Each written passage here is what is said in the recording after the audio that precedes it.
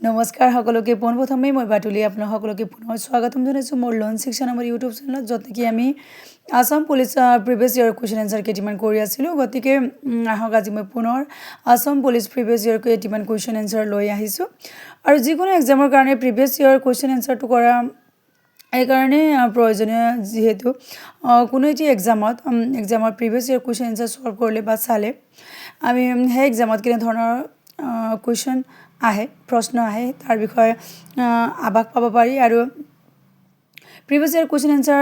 আৰু অনুমান লগাব পাৰি আৰু প্ৰিভিয়াছ ইয়াৰ কুৱেশ্যন এনচাৰ কেইটামান বাৰে বাৰে এক্সামত ৰিপিট হোৱাও দেখা যায় সেয়ে যিকোনো এক্সামত প্ৰিভিয়াছ ইয়াৰ কুৱেশ্যন এনচাৰ কৰাটো মাষ্ট বি হয় গতিকে আহক আজি মই পুনৰ কেইটামান প্ৰিভিয়াছ ইয়াৰ কুৱেশ্যন এনচাৰ লৈ আহিছোঁ তেনেহ'লে ষ্টাৰ্ট কৰোঁ বন্দে মাতৰম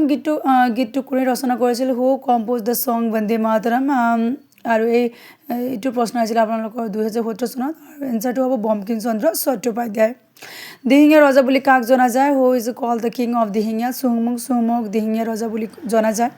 নামঘোষা কোনে ৰচনা কৰিছিল হু ৰট নামঘোষা মাধৱদেৱে নামঘোষা মাধৱদেৱে ৰচনা কৰিছিল আৰু এই কেইটি প্ৰশ্ন আটাইকেইটি 2017 চনত অহা প্ৰশ্ন হয় জয়মতী চলচ্চিত্ৰ কোন চনত মুক্তি পাইছিল in which year was the film Joymoti released 1935 চনত 1935 চনত কিমান চনত পলাচিৰ যুদ্ধ হৈছিল in which year was the battle of Palasi Fort 1757 চনত পলাচিৰ যুদ্ধ হৈছিল প্ৰধানমন্ত্ৰী স্বচ্ছ ভাৰত অভিযান ক'ৰ পৰা আৰম্ভ কৰিছিল where did the prime minister start the স্বচ্ছ ভাৰত অভিযান ৰাজঘাটৰ পৰা ষ্টাৰ্ট কৰিছিল 2011 চনৰ লোকপ্ৰিয় মতে অসমৰ মুঠ জনসংখ্যা কিমান 3.12 crore প্ৰথম আহোম ৰজাৰ নাম কি আছিল who was the first Ahom king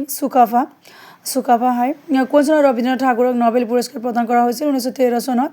জীয়া ভৰালী নদী অসমৰ কোনখন জিলাত অৱস্থিত দ্য জীয়া Bharali river flows in which district of Assam 2017 চনত আহিছিল এইটো প্ৰশ্ন শোণিতপুৰ জিলাত জীয়া ভৰালী নদী অসমৰ শোণিতপুৰ জিলাত অৱস্থিত অসমৰ মুঠ মাটিকালি কিমান What is the total area of Assam? 78,438 square kilometer. 78,438 বর্গ কিলোমিটার মহাদেৱৰ জন্ম ক'ত হৈছিল Where was Mahadev born? লেটেকুপুখুৰীত মহাদেৱৰ জন্ম হৈছিল ভাৰত পাকিস্তান সীমান্ত কি নামেৰে জনা যায় What is the Indo-Pak border known as red cliff line বুলি জনা যায় অসমত পোনপ্ৰথমে চাহ বাগিচা কোনে স্থাপন কৰিছিল 2017 চনত আহিছিল আটাইকেইটি প্ৰশ্ন মণিৰাম দেৱানে অসমত পোনপ্ৰথমে চাহ বাগিচা কোনে স্থাপন কৰিছিল মণিৰাম দেৱানে গতিকে আপোনালোকে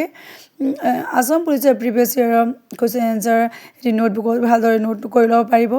চাব পাৰিব পঢ়িব পাৰিব ৰিভিজন কৰিব পাৰিব আৰু এক্সামত